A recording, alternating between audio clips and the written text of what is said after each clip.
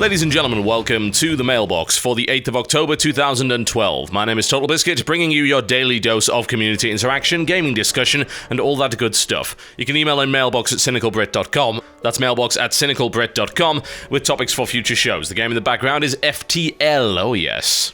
I haven't played this in a little while, so I had to get back into it. Those asking about the mini-series, well, I don't know if it's going to happen, honestly. I know that everyone said, hey, you should do it, but, oh man, FTL is just such a bandwagon at the moment. I dislike the idea, and I don't know, maybe I'm a little bit gun-shy of doing heavily edited content at the moment after the last piece was not exactly the most popular thing we've ever done. Anyway, maybe I'll do it at some point, but I'm not promising anything. First email comes in from Joshua Burdu. Warning! Before we even start talking about this is political. I'll keep this short and simple. The Republican Party has attacked Maine Senate candidate Colleen Lauchewers, claiming that playing WoW makes Colleen unfit for public office. Quote, they certainly raised questions about Lauchewers' maturity and her ability to make serious decisions for the people of Senate District 25, going so far as to make a website to press this attack. The smear campaign is very much an attack against gamers as a whole, playing off the stereotypes of thought society have moved past. What should we gamers do in response to the actions and statements? Is this best ignored, or should we take action? Okay, it is definitely not best ignored. There's no real question about that. Evil prevails when good men do nothing, or if we want to adapt that statement, ignorance prevails when smart people stay silent. Just bear that in mind. This whole thing is ridiculous, honestly. I mean, the fact that people are still attacking others for playing video games is absolutely bizarre, because as was accurately stated in the article and in a statement by Colleen, she said, I'm in very good company because there's about 180 million people that play online games in the US, which would be about half the country's population.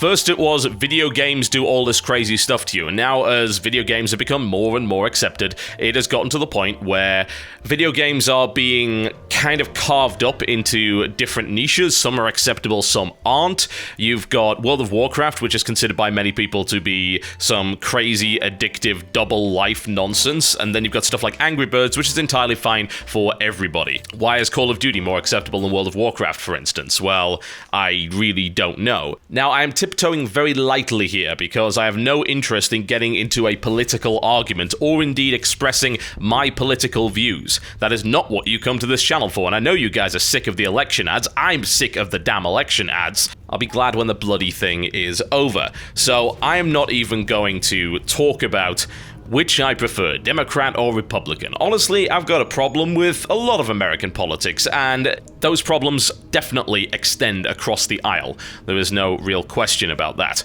The comments are pretty ridiculous. The website itself, which I will link to, it doesn't have any ads on it, and it would be a shame if it were to keel over under the weight of traffic, wouldn't it? That would be a terrible thing if people didn't get a chance to read that. But the whole thing is pretty nonsensical. I mean, half the stuff they highlight isn't even offensive. A lot of the other quotes are actually based on complete misunderstandings. DPS, they claim, is deaths per second. What?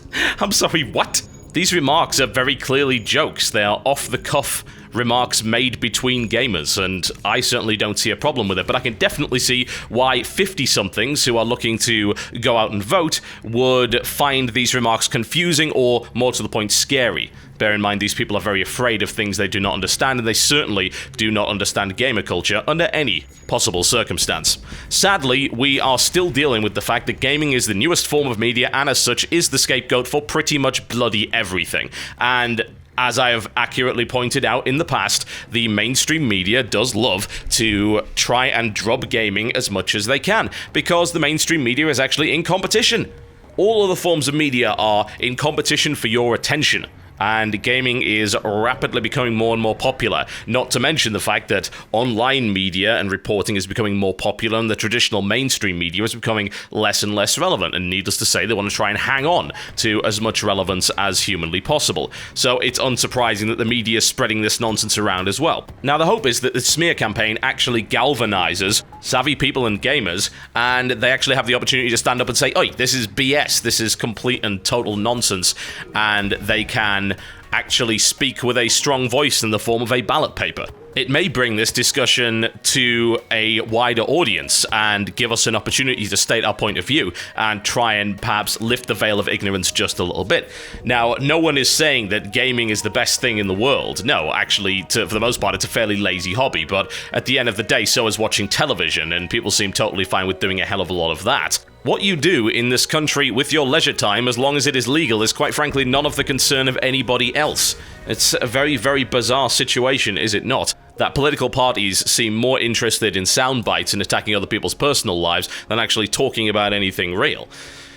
I am bordering on the line of terrible here, but let me just say this. I just want to say it. I wish to get this out in the open. Why on earth is it that everyone seems to be obsessed with talking about Big Bird and PBS, as if that's the only thing that could have been lifted from the first presidential debate?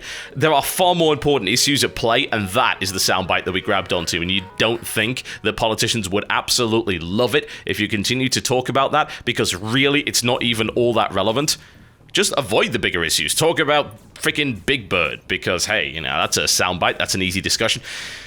Anyway, the point of the matter is that if you are a gamer and you are of voting age in the US and you are sick and tired of ignorance when it comes to the politicians in office, we have seen so many pieces of legislation try to be passed that would have damaged the internet as we know it. We all know about SOPA, and thankfully that was shelved, but of course there are other bills that are similar that are still lurking, just waiting for a chance to pounce, waiting for everyone to let their guard down so that they can sneak on through. If we are tired of ignorant old men running the country and trying to run the internet into the ground, a medium that they do not understand, then there is only one solution, and that is to register to vote and cast a vote. And quite frankly, I couldn't care which party you vote for. That's entirely up to you. Learn about the issues and find out what's going on. The problem you currently have in the United States, from my observation, is that you have a voting population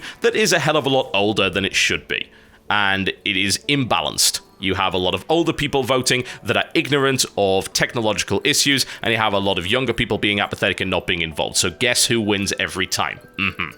Can we have less of that, please?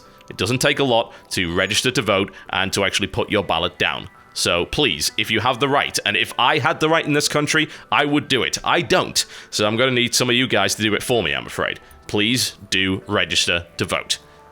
Oh man, we have controversial stuff today, don't we? So, you know what, let's get it all out of the way today so that we can talk about something hopefully a little bit more positive. This one comes in from Anon that says, as a big fan of League of Legends, I eagerly awaited the Season 2 World Playoffs, only to be left sitting stunned by the absolutely piss-poor quality of the broadcast.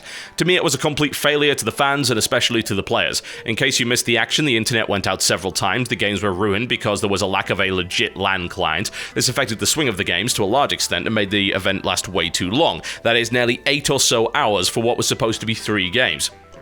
This was a massive inconvenience to basically everybody. Also, cheating. Cheating was rampant throughout the event and nothing was done to stop it. There are multiple Reddit and LoL forum posts and videos and images with proof of players cheating, and it was allowed. I mean, honestly, they put the minimap in plain sight in 3 different spots behind the players and expected honest play with $2 million on the line. I mean, how can Riot honestly even be serious about this? I mean, one of the largest events in esports history has, at least in my eyes, been dashed of all credibility.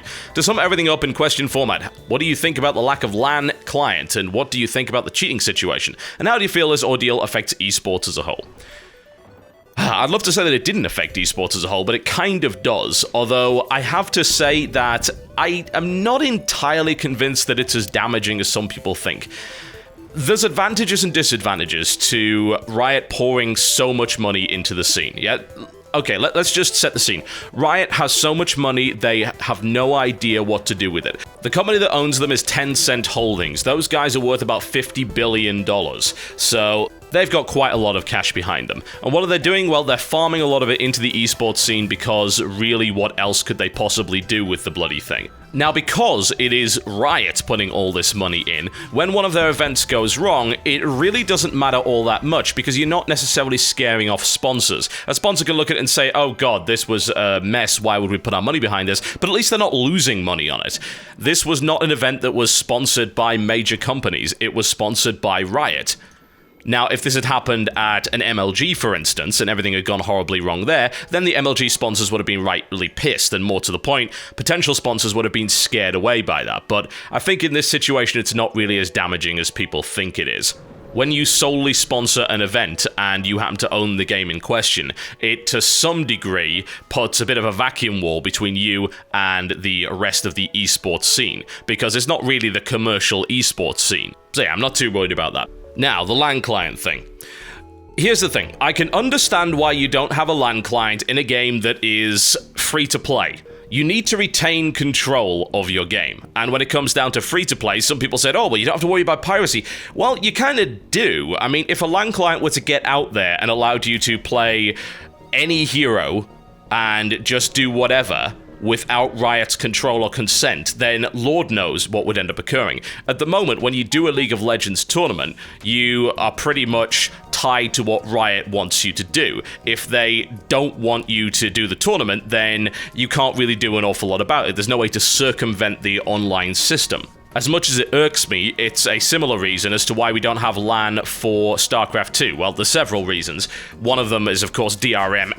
Piracy. We're really terrified of our multi-million-dollar franchise getting pirated, even though we've made a ton of money off it already. No, it is actually more down to Kesper, the Korean Esports Association. So the situation with StarCraft 1 Brood War is that an entire esport sprung up overnight and a multi-million-dollar industry was built around it, and yet Blizzard wasn't actually seeing a penny of that, and they had no way to stop it from happening, and Kesper just would not play ball. So when StarCraft 2 came out, they said, oh look, there's no LAN mode anymore, so if you want to use our game, then you are going to have to make an agreement with us. So they used it to strong-arm Kesper. So thanks to Kesper and Blizzard, we don't have a LAN mode with StarCraft 2, so GG guys, well done. And as a result of that, well, we've had similar problems in StarCraft 2. IPL 4 was probably one of the most notorious incidents, and it is where we had Dustin Browder and Mike Morhaime in the audience, as the audience angrily chanted, "We want LAN, we want LAN." And I can tell you for a fact that whenever this kind of thing happens within StarCraft 2, people get really pissed. And it actually surprised me that others were willing to defend Riot. Now, the games went down multiple times, the internet at the venue went down multiple times. Now, you can't necessarily avoid internet failures like that, but what you can do is proof the game against them. So if that does happen, then you have some kind of resume function. Now, Dota 2 does not have a LAN client. They announced one in the middle of Feb this year, but as far as I'm aware, it is not in the game yet. What it does, however, have is saves every minute that can be used as states to resume the game from. So, you know what happened at the International 2? We didn't have any of these problems. What really makes me scratch my head is why they just didn't do a local server on site and didn't rely on the internet connection for that. Surely, you could have just networked it up and jury-rigged some kind of pseudo-LAN solution, and yet they just didn't do it, which once again makes me scratch my head. And it really did hurt the players. I mean, when it comes to League of Legends, those games last a long time. That's even more grueling than StarCraft 2. And if you're going to have to play 6+ hours straight, which some of the teams did have to do as a result of these problems, then you're not going to get the best quality games. And of course, they're going to lose morale, they're going to lose focus, and the audience is going to get super pissed. The European guys were incredibly annoyed because they didn't get to watch the end of it because it was far too late in Europe by that point, because this event had massively overran due to problems that were definitely inside the control and remit of Riot, the sole organizer and purveyor of this tournament. Now, when it comes down to the cheating allegations, this is because there were, as you pointed out, a couple of different places in the arena where you had these big screens with mini-maps on them. I actually had a chance to see the regionals at PAX. I had a little look there, and the setup was very impressive. But this setup was weird. They didn't have any booths. What the hell? Why would you not do that? Now, some believe that booths are required for soundproofing. This isn't actually true. I mean, if you have in-ears plus some very good sound dampening headgear, then you can generally deal with it. And I've cast tournaments before where they haven't had booths and things have been okay. But they have also been positioned in such a way that there's no chance they could ever see the screen. In this case, you can look at the minimaps over your shoulder, and they had a rule that says, don't turn your head. Yeah, as if that's going to happen. There's $2 million on the line. This would have been very easily solved by doing the same thing the International did, which is to have bloody booths. The stupid thing is that MLG has booths for this. They actually have created 5-person booths, and this wasn't a problem at that point. So why on earth does this event with the biggest prize pool I have ever seen not have booths? It's incompetence. It is a screw up on Riot's part, and people need to quit defending them for it. I like League of Legends a lot, and I like Riot as a company, but what I don't like is incompetence. It's a disgrace to the tournament, it's a disgrace to the players, and it's a disgrace to the audience. And if this kind of screw-up keeps happening, then no amount of money pumped into the scene is actually going to save League of Legends as an esport, because it will lose all credibility. It's funny, really, isn't it? You can throw as much money as you want, but it still requires knowledge and skill in order to create a good tournament environment, and it seems like Riot dropped the ball this time around and still have an awful lot to learn. Let's not even talk about the fact that they decided to do the tournament outside and they had to delay games as a result of sun getting in the eyes of players. Sun getting in the eyes of players. Bad light is what we call that in England. It's a cricket term. When your esport is suffering the same problems that cricket has, then you know you've screwed up. Okay, folks, that's me done for the day. Thank you very much for watching the Mailbox, and I shall see you next time.